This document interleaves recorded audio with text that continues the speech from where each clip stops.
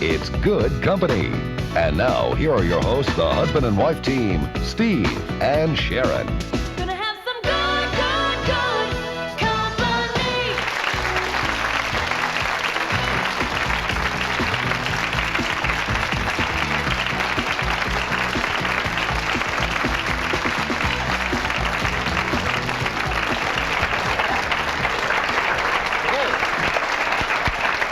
Whoa. Hello, everybody. Welcome, gang. A lot of people came out of the rain today, huh? All right, welcome. Antique time. Yes, finding treasures in your home, things that might be really worthwhile that are old. Like you brought something along. A few things, yes. Well, your mother left a few things that, you know, just That's kind of so. were in a little pouch, you know, and you don't really know if they're worth anything, but they're so pretty. I don't know if they are or not. Do you think that's a real sapphire in that one? If Probably it came not, from my huh? dad, it's bogus. No, I take that back. Actually, it's probably real. I Yeah. don't know. That's just the prettiest I think little she was necklace. serious about, yeah. And I think a lot of the us stuff have she had, she these. A wanted lot it of us to be have real. pocket watches, you know, from our grandmothers or something you pick up at estate sales. Now, where'd I that don't come know. Is from? this is from your mother's jewelry, but you know, I never saw her wear it. I don't know if it was valuable to her or, you know, if there's any value to it or not. You know, it's such a touchy issue because you think anything that you inherit, anything that's passed down, of course, you should never. Hold on to. Well, yeah. Right. Sure. I mean, you But you kind know, of have that feeling. some of it probably never even meant anything to her. You know, it was just kind of in a pile of stuff, and You there know, were a that's a few good pieces point. that she always wore, of course, that were very valuable to her. That's But, a you good know, point. A lot of us You have know- jewelry that you don't love. That would be good. The person should talk about the jewelry that they really love, so that, you know, if something does happen, then the kids know what So the you story don't is. sell it off. Well, really, because you feel Right. terrible about that. Right. Like my mother had this coat, you know, that looks like, frankly, a bedspread. Okay? And my dad thinks it's the greatest thing that ever happened, and he wants Sharon, my mother died, wants Sharon to wear wear this this coat, coat yeah. that makes her look like, kind of like some draperies or something. You know? It is very And he always strange. asks. Yes, they bought this coat in Hong Kong, and it's just this tapestry thing with like stuff all over it. Yeah, It's really? gold, and it has all this like beading. Like and instant Shakespeare as soon as you huge. put this thing I on. know. I put this thing on. I just feel like I'm this little tiny thing in this giant encrusted jacket. I just, you know, every time he comes, he says, Yes. "When are you going to wear that coat?" That's But right. it's kind of hard to find a place to wear it, you know. Well, wear it to Rudolph's. Anyway, At the state fair. I don't know. The state fair. We'll see. But anyway, in today's show, we're going to take a look at some things. Maybe you have some things like this at home. And we're going to find out what is worthwhile and what isn't as we appraise jewelry and antiques. Right. Also, we're going to take a look at some makeup that can cover just about everything, even tattoos and birthmarks and scars. We'll review a new restaurant in the Mall of America called the Napa Valley Grill and Bar. And I'm Mike Brunswick at the St. Paul Ramsey Medical Center with the story of two facial plastic surgeons who have recently returned from Croatia, where they reconstructed the faces of war victims. Join me later this hour for that story. And this is Gary Lumpkin, and I'll be back later to take you to Bandana Square in St. Paul, to the Children's Museum, and show you their newest exhibit. It's called Gateway to China, and it is a wonderful, experiential, hands-on exhibit that tells children all about the country of China. All right, Gary, but first, are those things you've been saving worth anything? The things that maybe your grandmother gave you, or maybe some great things that you picked up at estate sales? You're wondering if you really could get some money for them if you tried? We're going to get some advice today because Bill Williams is joining us. He is the president of Charterhouse & Company, and he's an expert on antiques, especially jewelry. Hi, Bill. Hello, Bill. How are you? Fine. Now, we were looking at these little things. Are these worth anything? These Oh yes, pieces this from... is a neat little pocket watch. Where did this come from? Did Well, you it bring was this? Steve's mother, but I guess don't it know was my where. mom, I don't yeah, know but where She she had got it in a it. pouch Okay. of stuff. Well, it's Yeah. solid gold, and it's by Elgin. Now, Uh-huh. Elgin made 55 million watches. Oh. So it was a pretty good chance that we almost. But this could've- was the best one. You're right. There you go. There you go. The first one they ever And made. it's also a very wearable size. You know, a little Yes, bigger it than is. this It's would be pretty. uncomfortable for a lady. How much would that be worth if This you were would to be sell worth it? $400 or $500. No kidding. Because Really? it's it's not engraved, and it has all these wonderful extra colors of gold around Yeah. the edge of it. So That's Wow. pretty. And is this a real sapphire, or is that? yes, those are real sapphires. Ooh, very good ones. Yes, they're nice ones, and this is a foreign-made piece. This would have been made somewhere overseas, probably in the 30s or 40s. It looks older than it really is. It's just beautiful. I love Yeah, it. I it's would never neat. sell that. Okay. Yeah. Thank Okay. you. Well, that's nice to know. Well, now, show us. Some things are really worth something and some aren't. For example, signed items. Do you want to start with that? Well, sure, autographs. A lot of people have presidential autographs at home and are curious whether they're really real or not. And I guess the best way to think about it is the context. If you gave $5 to the Republican Party and Gerald Ford sent you a Christmas card, he probably didn't sign it. It was a stamp or something? Right. Well, they have a thing called an auto pen where they have a computer-driven imitation of his signature. Now, I brought one along here, and this is a little card from or a letter from the White House, and it's somebody wrote him saying, "Gee, we're sorry you lost the election, President Ford," and of course, lots of people did that. So it looks like a personal letter, but these are known examples of auto pen signatures, and I'm going to lay one down on top of here, and you'll see that it matches exactly. So you know that that's not really his That's signature, not it's really an auto pen, so it's not worth... It's not worth anything. Okay. Right. Now, But things that are actually signed are. Right. Here, for example, is a military commission signed by William McKinley. Beautiful document. These are very collectible. This is probably an $800 document. And the signature is right here. Yes. Now, if it were signed by Lincoln, it would be more like $4,000. But So this it is worth how depends much? This is worth about $700, $800. Who would pay $800 for this kind of document? Oh, attorneys, doctors, people who would enjoy putting it on their wall, someone who was from McKinley State or who liked McKinley. More likely they're going to like Lincoln. Yeah. Right. But, Okay. yeah. In fact, the rarest one of these is not Lincoln, it's William Henry Harrison. He gave us his inaugural address in the rain, caught a cold, and died 30 days later. So there aren't a lot of There signatures aren't too out many there. signatures of William Right. Henry Let's go to Harrison. watches. A lot of people have watches. Now, some of these aren't worth much of anything. Right. Well, wristwatches, everybody had a wristwatch or two, and even though some are collectible, they're not all collectible. Now, here's a good example. Here's a plain, round, nice watch by Omega, but it just looks like every other plain, round watch, and so Right. the collectors don't care. Here's one by Longines, as good a watch as Omega, but you see it has these interesting, unusual curves at the top that make it here. a little bit more distinctive. Now, here in both And of the these, face is pretty. It looks like it has diamonds, it has does diamonds, it? right? For But the diamonds aren't as important as the little decoration in the shape. Oh, really? Right. Okay. Right. Now, these two watches are gold-plated, and usually a gold-plated watch wouldn't be that desirable. But this one on the right, or excuse me, on the left, I guess, as the audience is looking, pops open, and you could have a little picture inside. So it doesn't matter if it's the solid gold or whatever. No, it just it has to matters- do with how Unique? unusual or unique it is. Unusual or interesting, right? Surprising. Right. Okay. Cameos? Now, cameos, this is very interesting. Most cameos are carved out of shell, like this one, but most shell cameos are some fanciful, pretty lady that isn't anybody. This particular cameo is an actual person. No, This one? Yeah, the other one there. Yeah, sorry. Is of an actual person, which is very unusual. Well, how would you know it is an actual person? Well, I don't think that if somebody were going to make up a pretty cameo, they would have They chosen would have to put do this her. face. Oh, nice guy, Bill.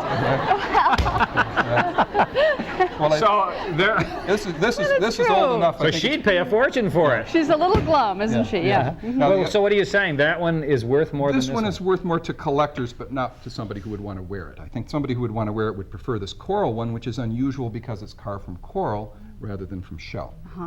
Okay. Now, this is, I think, one of the most interesting things. Lots of people have silver at home.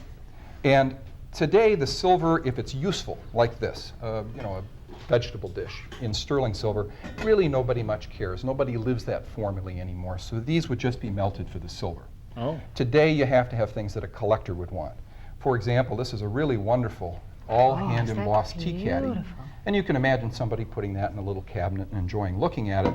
They wouldn't necessarily do that with Right. this. Okay. I'd like to reach over here and do the same thing with the flatware if I could. Sure. Here's a very nice sterling spoon, Okay. but it's plain and, you know, yeah, I suppose you could eat with it, but you can eat just as well with stainless steel and it works better in the dishwasher. But if you had a spoon like this, you see, like a bird feather, Oh, look at that. or let me reach across if I That can. gorgeous. Eating soup with that would be rough, but it would be great to look at. Yeah. Oh, And here- and look at Here's that. a gilded bowl enamel spoon. Ooh, that is Is really that beautiful. beautiful? And all the way down the handle? Yeah. So this is the kind of thing that really Yes. would get some money. This is my favorite here. This is by Tiffany. What is this? This is a sandwich server. Now, I mean, everybody, of course, has to have one of these. Of course. Your peanut butter. Well, you wouldn't, your grilled cheese. you know, is in those days, they didn't want the butler, you know, to touch their food. So that's kind of fun. Isn't Yeah, that that's interesting? different. So And it has a unique reason to be besides being very ornate. Right, exactly. Now, here's something that I think a lot of people have, costume jewelry. And here are two pieces of costume jewelry. Now, this looks like it would be rubies and diamonds. It's not. Yes. It's just glass, rhinestones, and it's gold-plated silver.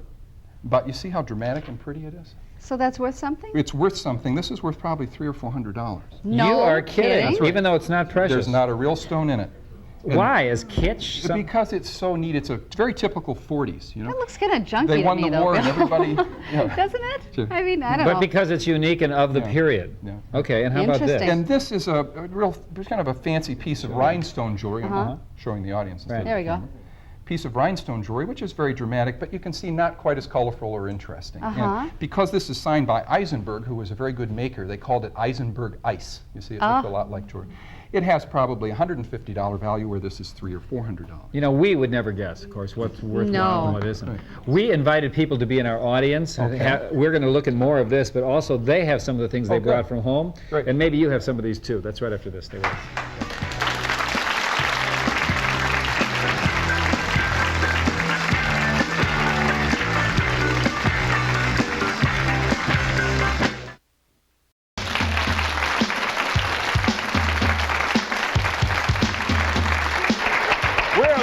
Now, things that some of our viewers brought from home to see if they are worth something. And you are? Linda Williams, From? Princeton. Okay, Linda, let's see what you have here. Tell us about it. Well, my husband's grandfather found it in the 60s, so we're not real sure, you know, how old it is, but it was real interesting. Huge old watch, huh? What do you think, Bill? Well, this is a hunting case pocket watch. That's because it has a cover. And let's look inside here, if we can open it. Oh, no, this has a great dial. Most pocket watch dials are very plain. This is pink with the great big numbers, which is fun. And then we'll open the back and look and see if it's gold. And on the inside of the back, it says warranted 25 years. That means it's not gold. It means it's warranted for 25 years for the gold not to wear through to the brass underneath. Oh, so that's not the insides? That's not the No, it has nothing to do with the watchwork? works. And this watch is 100 years old, and it made it 4 times what they promised, and I'll bet it'll make it another 100 years. Do you have any very idea easily. what it would be worth? Well, because it's a hunting case and just gold plated with a fancy dial, I would say maybe $75. Okay. Thanks. Are you Thank happy you. Sure. with the 75? Yeah. Okay. Because it was personal. Yeah. Yeah. Great. Okay, thank you. Come on in. Yes, you are. Ken Nelson from Cottage Grove, Minnesota. Okay, Ken, what do you have? Some watches, some World War II stuff I got from my grandfather. What do you want to do? Just Well, good. It's kind of fun to look through things. I like it when people bring us a lot of things. So let's look through. Well, here, for example, is a Confederate bill that is a fake. Oh, how do you know? Well, they printed it on old-looking paper. The paper doesn't look anything like this, and they didn't print anything on the back. So a lot of people have these, but there are real good Confederate currency out there, and it's worth something. okay. Do you know where you got that? Yes. Grandfather. Yeah. Oh, Now- and I thought that was going to be worth something. Now, here's a pocket watch that looks like it might have been somebody's grandfather's, and it's actually probably 20 years old. Oh. This one is an old one, and this is a railroad watch. You see those great big numbers Right. there? And if you can't set the watch by pulling out on the crown. Doesn't work. You have to unscrew the face and pull a lever out. Wow. And they did that because on the railroad, if you accidentally set the watch when you were winding it, think of what would happen. Oh, my gosh. The trains would crash. Catastrophe, So you yeah. had to purposely unscrew the face in order What to would do something that. like that be worth? This depends on the number of jewels inside. I would think it would be worth anywhere from $50 to $150. And some railroad watches can be worth a lot more. This is made by Elgin. They made 55 million watches. Remember, we saw one just That's a little right. while ago. Mhm, the best one. The best one, right? There is yours. Now, this is a fountain pen, and this is an Esterbrook. They were really pretty common when I was a kid in school. This is what I used. They're not particularly valuable. It has kind of a rounded end. What you really need is something like this that's more flat on the end in some kind of bright color. Red, by the way, is pretty good. How old is that one? Oh, that one's from the 20s. This Okay. is probably from the 40s. And here's one in yellow, which is even better still. So What would the that's just yellow a one be comparison. worth, the one you say? is- This one's probably worth $250. Oh, my You're gosh. kidding. Yeah. Wait a minute. Is that just a plastic pen? It's a plastic pen, yes. And that's worth the $250. Right. We just sold a gold-plated pen for $25,000. Now, So they can really be valuable. they made a knockoff of this pen Yes, they recently did. called the Big The Red. Big Red. Right. That's the old name for this, a Big Red, but they made a new Big Red that's a ballpoint. And it's worth the $1.50 you pay for it. Whatever. Yeah. Okay, You're great. Thank saving you. us some We pen better bring shells on now, someone finally. else so that we Okay, can great. get them. Thanks. Thank you. Come on in. Let's Steve All right. I have my grandmother's jewelry here, which I'm just kind of interested to know if, you know, some of her wedding rings and such, to see if it's worth anything. See, now my grandmother's 102. I'll bet yours is a lot younger. Good. Because some of these are much newer. You see, these things are probably from the 40s or 50s, where this is more a grandmotherly thing, the way I guess I would think about it. Right. This is from the 20s, And this is just glass and sterling silver, but it's still very pretty and very charming, and I would say that this would sell for $60 or $70, even though it isn't gold. The rest of these would be pretty much scrap gold because they're not old enough to be antique and not new enough to be in style. Sure. Okay. Great. Okay. Very good. I thought that one was going to be worse the least. Why don't we take a look before we... Oh, come on in. Come on in. Come on, come on. All right. Tell us who you are and where you're from. Linda DeVries from Minneapolis. Okay, Linda. I brought a fountain pen. I've had it around the house. I don't know where it came from. Now, see, for example, this fountain pen is a Parker 51, and it's a very newish one. I mean, from the 50s or 60s with this very sleek modern point. No value to these. They need to be these old, flat-topped, decorative sort of pens. Okay. Now, this is kind of neat here. This is a tourist souvenir from Italy. Yes. It's in sterling silver, and it's inlaid with little tiny pieces of glass in a nice mosaic pattern. And what's unusual is it's in perfect shape, which means whoever brought it back to the lady didn't like it. And it laid in the drawer for all those years, which is good for us, because it's in great shape. What would something like that be worth? That would be worth about $65. Really? Yes, and then the other things here are costume jewelry, the kind of things that were sold in department stores for dress accessories. Okay. And Is that bone? I was told no, it was bone. This is, I think, bone, yes. Could even be walrus tooth. Oh, okay. I'm not sure. Okay. But these kinds of things sell better in vintage clothing stores than in jewelry stores. Okay. All right. Great. Thank you. You have some photographs here. Are these valuable? Yes, these old vintage tin types are very desirable. This is kind of fun. One is what we call a carte de visite. All right, that's a sort of a visiting card. And this is a tin type, and these are both of General Custer. What's kind of neat here is this is General Custer posing very formally in a dress uniform without weapons. And here he is the way he fought, with 2 pistols in his belt and a Bowie knife. Wow, in the gold frame. In the gold frame. So this one is worth probably $150. This is worth more like $300, just because it's a more unusual picture. And these two, I think, are really neat. These are 2 Union soldiers that look very much alike, posed very formally, but one's worth twice the other because one is a black Union soldier, and the other is a white Union. There are about 150,000 black soldiers that fought for the Union during the war. We want to mention that Bill is going to be doing actually appraisals and buying Yes, things, we're buying right? primarily, yes. Buying primarily. So people who come to Box Trucks Tuesday and Wednesday in St. Paul, and then the rest of the week in Galleria in Minneapolis, will have a chance to do what? Sure, they can bring in anything they want and have us look at it from, well, I shouldn't say it, oil paintings, jewelry items, silver, autographs, and watches. That's No primarily. furniture? No, we're not into furniture or glass or crystal or small little antiques like clothespins or bottles, but more of the fancier things that might have been in a jewelry store, tin types. That's Good, interesting stuff. So if you want to have your stuff purchased, he might be the man to see over the next week. Thank you very much, Thank you Bill. very much. Interesting stuff. Thank you all, too.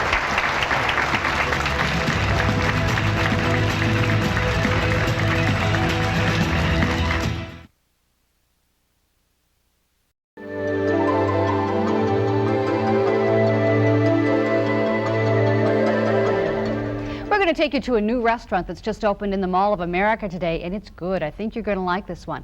It's kind of top end, but it's also very interesting food in a beautiful space. It used to be the Black Hawk, which was right here on the 2nd level of the Mall of America between Macy's and Nordstrom. Now it has been turned into the Napa Valley Grill, and they're doing a nice job.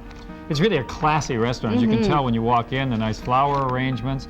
Lots of brass and wood is what really defines this restaurant. It's feeling very rich. As we said, it's a rather expensive restaurant, but I think they do a pretty good job of delivering on both the food and the decor. A little romance there in the corner. If you've eaten at the California Cafe and Grill out there, this is run by the same people. So it's the same quality of food, which is excellent, and lots of new and creative ways to present it. What they have, by the way, is a wide variety of wines. They call it the Napa Valley Grill. And of course, the Napa Valley is very well known for their wines. And if you like wine, they have a large selection. They even decorate the place with some wine bottles around to remind you of that. Right. And they have an excellent selection of wine by the glass, by the way.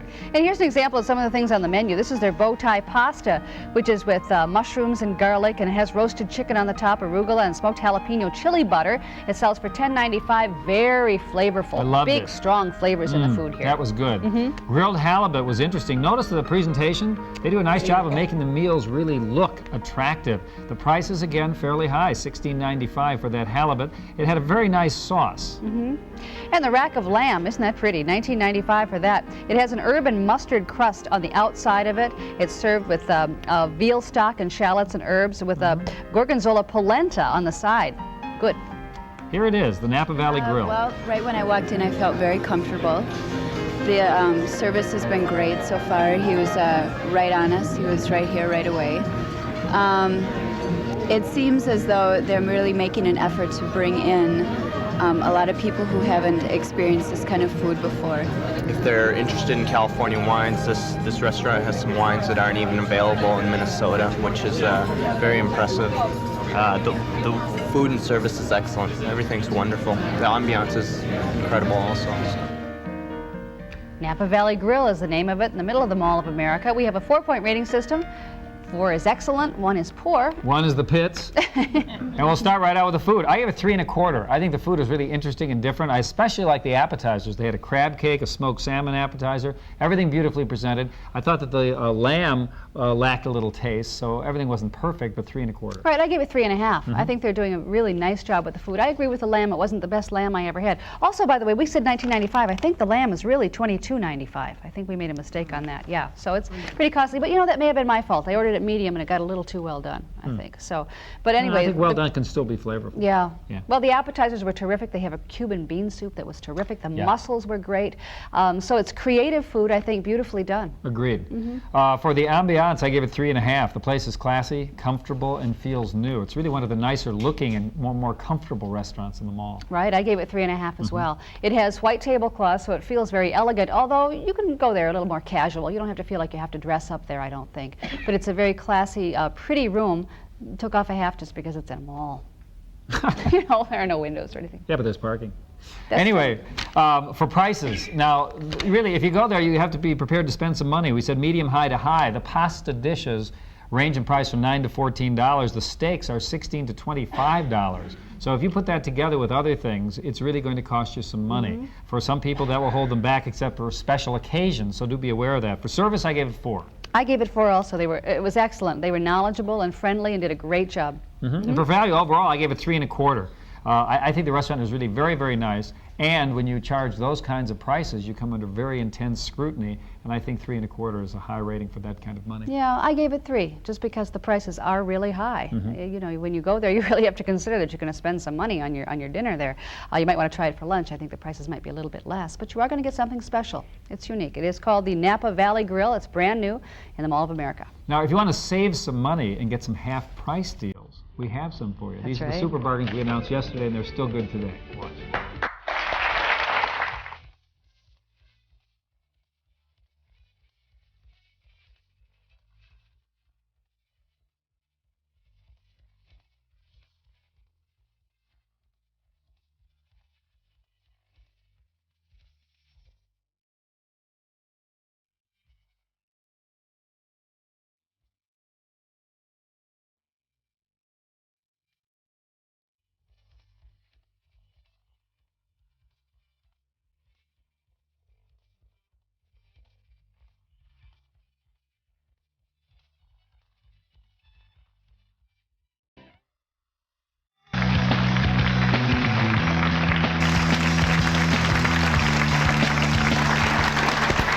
Probably noticed we're getting a little rain lately, so I mean... Hard not to notice. Really. We were just saying today, what should we do with our son? Where should he go? Well, anyway, how about the Children's Museum? They have something new which is called Gateway to China, and Gary's going to give you kind of a preview look. Gary? Well, hi, everybody. Right now, I'm just walking into the Children's Museum in Bandana Square in St. Paul, and I want to show you give you kind of a preview look, that is, at their newest attraction. And you get a kind of a preview look yourself when you first enter the building here, because they've got a giant inflated dragon overhead. I don't know if that's Puff, the magic dragon, or maybe it's a distant cousin of Barney. There is some discrepancy about the name of that dragon, but what it does do is give you the idea that you're about to enter something new. It is the gateway to China, Chinese dragons and all, and it's right upstairs. Now, once again, it's called Gateway to China, and when you first come upstairs, you are confronted here. You enter into a real gateway kind of opening. That's your first entrance into the exhibit. And having fun? Yeah, it is kind of cool, isn't it? What's really cool is this opening here. They have the 2 lion statues. Now that's very traditional, and there's a lot of learning going on with this. But now look at, here's one lion on one side, and over here there's another lion, and they look identical, but actually one is male and one's female, and they kind of ask you, can you tell one from the other? Can you tell? Well, it's pretty difficult. However, on this particular one, there is a small little cub, lion cub underneath, and that would be the female, as it's as pointed out, as opposed to the male having a scepter here, kind of a total different symbol and stuff like that. Kind of a learning thing. So the next time you see some statues like that, look and see if you can the male and the female. Moving on next here is a area that is kind of like the marketplace where they would traditionally do some shopping here. Once again, the information is there, and this is a real fun hands-on area for the kids because all of this stuff here can be moved around, and they can do all kinds of stuff, and they can mix and match and come up with a menu of things as well as learning a little bit about the alphabet, the Chinese characters here. Also, they have pens and paper, and they can practice the writing in this area as well. And somebody's done that too. Did you do this? Oh yeah, that's very good. Okay, I think that says, hey Mom, when do we go to lunch? Is that what that says? That's what I thought. Yeah, okay, good. All right, no doubt they'll be having Chinese food for lunch. They can also dress up, of course, in the clothes, all kinds of hats and robes and slippers and stuff. Very traditional type of wear here that the youngsters can all put on and kind of have a fun time getting into that. Once again, learning about the culture, learning about the clothing as they go along with it, as there's information printed around on the walls that give them more information about that. Now, we talked about food before. In here would be a kitchen area where there's a wok cooker that they have. Let's see. There it is over here. They can learn about cooking with the wok.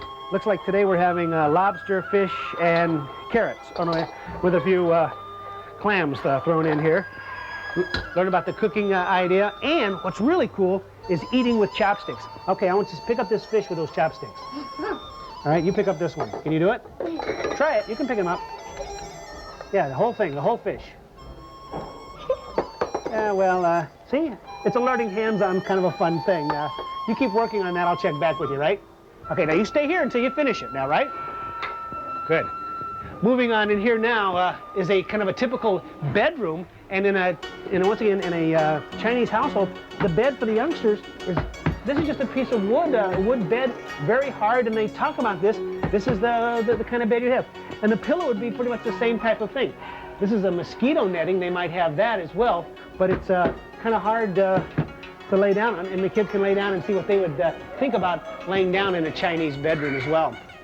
And here's another area I just want to show you. It's kind of origami. It's a paper folding, Chinese paper folding. It's a folk art that was invented by the Chinese at around 600 AD, it says here. And here's a place where youngsters can fold various colored pieces of colored paper and try to make the designs as outlined. Once again, it's a popular area, as you can see. It's a hands-on area, and it is seated right next to a stage where kids can do puppet shows and wear masks and stuff like this and kind of pop up. They can play drums.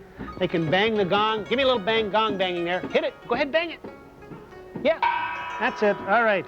Well, there you have it. Bang the gong and wear the masks and fold paper and all kinds of other fun things going on at the Children's Museum. It's Bandana Square, St. Paul. Now through December 31st, this Gateway to China will be here. A lot of special programs going on along with it. You can call the Children's Museum for a schedule of those kinds of events happening. But if you're looking for some fun things for the youngsters to do, this would be a fun place and a learning experience as well. We'll have more good coming right after this. I'll see you next time.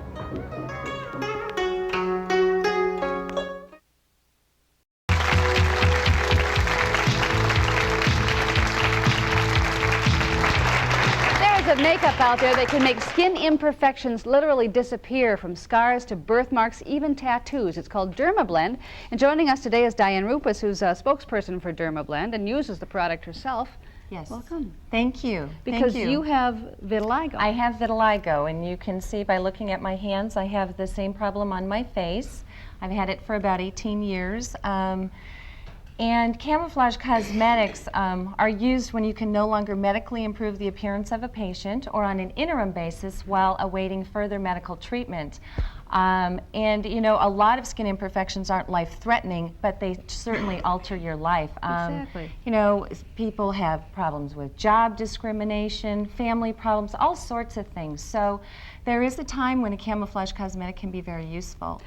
Let's take a look at some of the different ways that it can be used. I think we have a picture of you, first of all, don't we? Yes, that's me. And you can see on my face, that is about 6 years old, and I have quite a bit more pigment loss on my face now than I did there. But you can see around the mouth area. All right, let's move on to spider veins. Oh, there's more This vitiligo. is also vitiligo, of course, on a black person, which it's much more visible the darker that you are. And so for someone like that, it's very devastating. This is actually telangiectasia, which is a superficial network of capillaries. And April doesn't always wear makeup, but when she's ready and starts school, her mom's going to be prepared so kids aren't asking her all kinds of questions. And a tattoo. Used the leg and body makeup on that. We have a face makeup. We also have a body makeup. That's amazing. It totally covered that tattoo. Yeah, it is pretty amazing. It really is. It's an excellent product. It's available nationwide in major department stores. Here in Minneapolis, St. Paul, it's in Carson's and JCPenney's. So we'll tell you more about that in a moment. First of all, let's take a look at how this works, because it does involve some specific preparation and some specific application. Right. Come on in, David. This is David Yerkew, and David is the president of the Port Wine Stain Association here in the Twin Cities. And you've had this from birth? Yes, I have. Have you ever tried to cover it up? Not covered up with makeup, no. I have had the laser treatments on it, about 4 treatments, which has, in fact, lightened it up. Has it? Yeah. Okay. Well, there's a product out there you can use if you're interested. Let's see how it works. Okay. Okay. So it comes in a jar. It looks very thick and heavy. It's actually not. You put it on your hands, you warm it up. Now with David, we need to blend a little bit. It's real important to get a real good match, especially with guys who aren't normally makeup users. And then we're just going to pat dab that over the area we want to cover. As opposed to a sweeping motion, which you would do with a normal cosmetic, we pat and dab it on to build the coverage. But because it's so opaque, you need really only use a small amount. So when we get done, it doesn't look like you have a lot of makeup on. Once again, because of the opacity of the product. Close your eye. Thank you. So now you're also going to put a powder over this, aren't you, to take and away then some once of the we shine? get this in place, we put on a powder and that waterproofs it. So if David wants, he can go swimming, he can take a shower, he can do just about anything he wants, and he does not have to worry about his makeup coming off. The leg and body makeup is also waterproof. Some people keep the leg and body makeup on for a few days. Is it a special product to take it off as well then? Yes, we have a cleanser that gently breaks it down so it's easily removed. Okay, once we have it in place, then we just kind of work it into the skin, work it into the pores and any fine lines, kind of into the beard shadow there a little bit. Now, under normal circumstances, we would take a little more time with David. Look at me. Let's see how we did here. What does that feel like on David? Is it? Are you Feels aware like- of it being there? Not really. Not really. Okay. So that's pretty good. And the next step would be what? We're going to set it with the powder. Okay. And the powder is colorless. It's the same color for everybody. Close your eye. You're kind of squinting as if you're aware there's something on your face there. He's afraid Feels I'm a going to little stick this in foreign his over face. there. It does feel a Yeah. little different. Oh no! Now we got cornstarch all over your face. But it is the same It's a color special powder for right. everyone. And in the face makeup, we actually have 11 shades from very dark to very light, so we can match any skin tone. Or 2 shades can be blended together. This powder would normally sit on his face for 5 minutes. Okay, let the makeup absorb as much powder as possible. And then you take off the excess. And then you take off the excess powder, and then it's waterproof. And it feels great. I mean, you can rub it, you can do just about anything to it, and you don't have to worry about your makeup coming off. Let's take a look. We're going to have to let David go because there's his before, and here's after. That really is quite miraculous. It really is. I agree. Yeah. Well, if you were interested in doing it, there certainly is a way, huh? There certainly Yeah, thank you, David. Thanks, David. This is Robin Cleveland. Come on in, Robin. Robin has vitiligo as well. And let's take a look at your 2 hands because this is the dramatic difference. What do you think? Well, it is different. Yeah. Would you actually do this? Not on my hands, but I would on my face. And probably my legs. You would? Okay. Thank you. Let's take a look right now at Kay. Kay, come on in. This is Kay Arns, and Kay has a tattoo. Well, actually, I can just... Oh, but you can't really see it because we've already covered it up, right? What's your tattoo of? It's of a chrysanthemum. Yeah? Do you like it? Yeah, I do. But there are times you probably don't want it on. There are times that I want it on, but there are times probably if I ever try to get a corporate job that I can't have it on. So you'd like to cover it up maybe sometimes. Right. Yeah. See, we covered this up before she came out, and now I'm just going to show you what it looked like before Here we we started. have the before of the chrysanthemum. And as you can see, it is waterproof, even with wow, the so it really cleanser. takes some work to get it off. Yeah, it does. That's something. It also can be used on scars. We're out of time, so we're not going to be able to show you that. But we do want to tell you that if you'd like some more information about DermaBlend, Diane is going to be conducting seminars going on at Carson's and also at JCPenney this week, and we'll have those. JCPenney's Ridgedale this evening and Carson's tomorrow from 1 to 3 Okay, at and Southdale. there are the times on your screen. You can also call CityLine. They'll tell you more. There's also a 1-800 number if you want to find out some more about DermaBlend because it is available nationwide. Thank you. Thank you. Thank you. Please give us a look.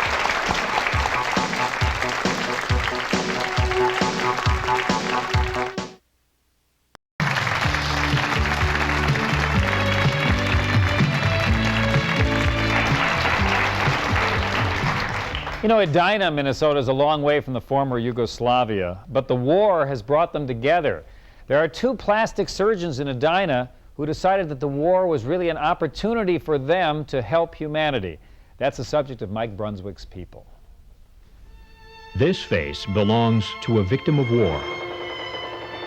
The conflict in Bosnia, Croatia, Serbia has transformed the territory once known as Yugoslavia from a paradise to a hell, especially for those caught in the crossfire. This man was once a successful resort owner, but as a soldier, he was cornered by the enemy, and rather than face capture, he stuck a gun under his chin and fired.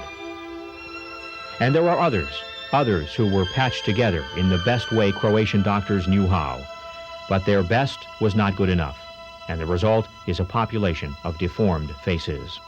But fate not only kept them alive, it would allow them to be examined by a group of facial plastic surgeons from Switzerland and the United States in a city called Zagreb. Surgeons who would reconstruct their faces. Surgeons who would teach the Croatian plastic surgeons updated techniques so that future reconstructive surgeries would not turn out like this. And before he went to sleep, he said to me, "Doctor, do anything you want, but please give me back a nose." I'm going to touch you first just to make sure you're completely numb. You don't feel any of this, do you? Dr. Edward Sakowicz is a facial plastic surgery specialist from Minnesota. Yeah, you can feel that this nasal bone has been cracked in right there. Dr. Peter Hilger is his partner. They both were part of that team sponsored by the American Academy of Facial, Plastic, and Reconstructive Surgery. The two doctors were among about a dozen who donated their time and talents to spend about 2 weeks with the war wounded. And the Croatian doctors who are desperately trying to put those wounded back together. The program is called Face to Face. Most of them were delayed. I think we only took care of acute injuries. Most of the injuries that we saw were either mortar blasts, where then there was shrapnel then would hit somebody, or high velocity bullets.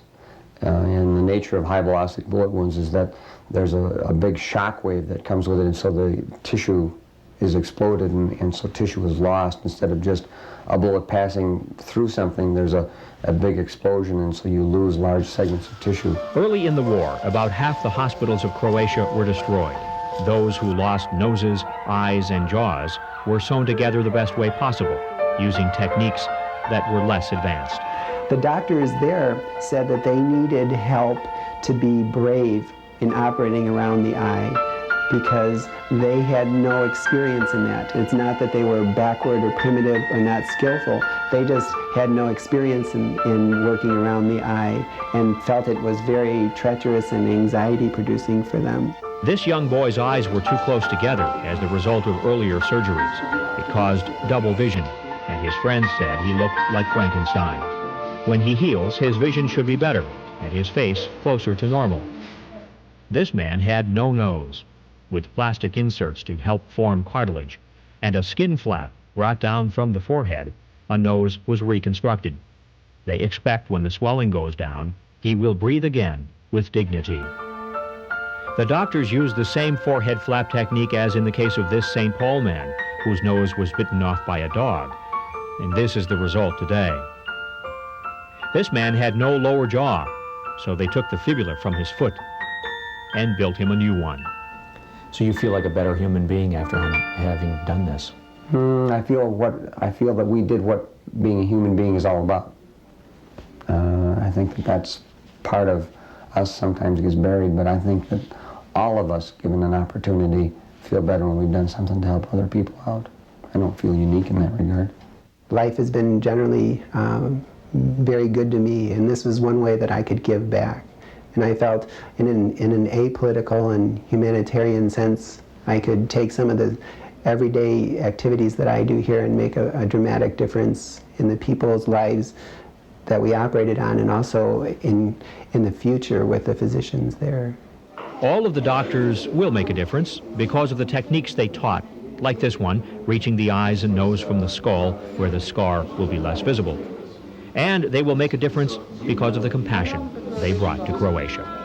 There were tears and stuff shed when we were leaving. The patients said, you know, thank you for coming and teaching our doctors. Now they'll be able to take care of more of the people here. So the patients even had a broader view of it too. The most touching thing is when we were leaving that Saturday, all the patients lined up on the 3rd floor of the hospital that could get out of bed in the ambulatory, and they were all smiling and waving to us on the way out. And it was just real warm to see all these people still with their bandages on and some of their dressings, and they're out there just waving and shaking as their expression of thanks. The irony of war, it brings out the rage and violence in some, while stimulating compassion in others. In this case, some of those whose faces have been brutally disfigured because of war have been lucky enough to meet the compassionate face to face. There are few 10-day, 2-week periods of time that will stick in my memory as clearly as that period of time did. It's fun. I mean, you get a lot more out of giving things to people. And, you know, the smile on their face is more than I need to get paid.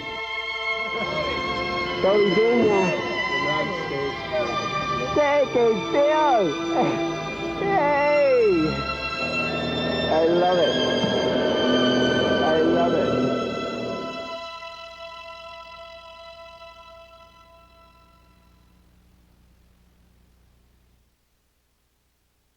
Miss Crystal Kim Kantorowicz is here to tell us about Crystal Frolic coming up, huh? Yes, good afternoon. Thank you very much for having us. And I'd just like to invite you to our celebration, the Crystal Frolics, which is July 22nd through the 25th. And some of the highlights include the Rockin' Hollywoods and the firework display. And it ends with the Queen's coronation and the parade on Sunday, July 25th. And I have members of our royalty here, and we hope to see you. All right. Thank you. And there's a number to call if you want more specifics about when and where. Yep. Okay, thank you. Thank you very much. Steve? Senior days are coming for the Minneapolis Aquatennial. This is Don Cregan.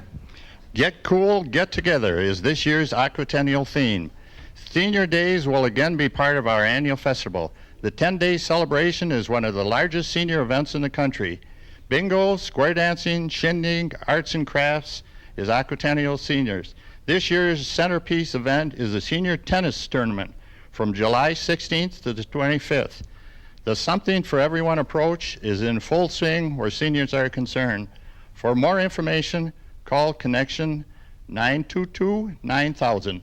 Okay, have fun. Thanks, gang. And see, Steve, I'd like to present you with a pin, you and Sharon. Okay. Oh, thank you. Get cool All right, together. the buttons for cool, Aquatennial, Get cool, huh? get together. That's this year. All Good. right. Thank you. And we also have some people here from the Hamilton Manor in Camden. Give a wave, everybody. Right over there. Glad you came in to see us.